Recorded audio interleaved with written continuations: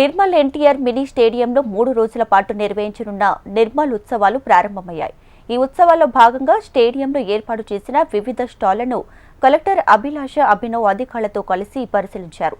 ఈ సందర్భంగా ఆమె మాట్లాడారు. నిర్మల్కు ఎంతో ప్రాచీనమైన చరిత్ర ఉందని తెలిపారు.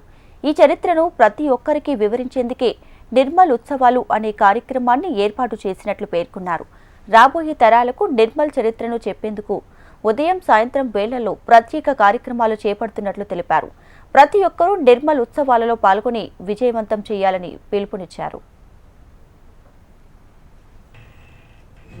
దీనికి మెయిన్ ఉద్దేశం ఏమంటే నిర్మల్ ఒక హిస్టారికల్ టౌన్, దీనికి ఒక యూనిక్ హిస్టరీ ఉంది, దీనికి ఒక యూనిక్ కల్చర్ ఉంది. కాబట్టి స్టాల్ కమ్ ఎగ్జిబిషన్తో పాటు నిర్మల్ డిస్ట్రిక్ట్కి హిస్టరీ గురించి స్పెషల్ ప్రోగ్రామ్స్ ఏర్పాటు చేయడం జరిగింది.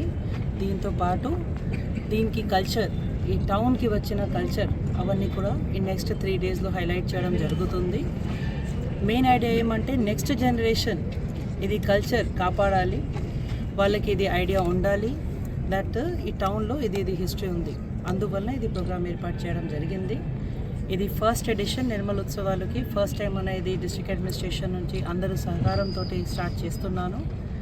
అండ్ చాలామందికి రెస్పాన్స్ చాలా పాజిటివ్ ఉంది, మంచిగా మనకి ఫీడ్బ్యాక్ కూడా ఉన్నాయి. మీ అందరూ కూడా డెఫినెట్గా ఇక్కడ వచ్చి ఇది అవన్నీ చూడాలి.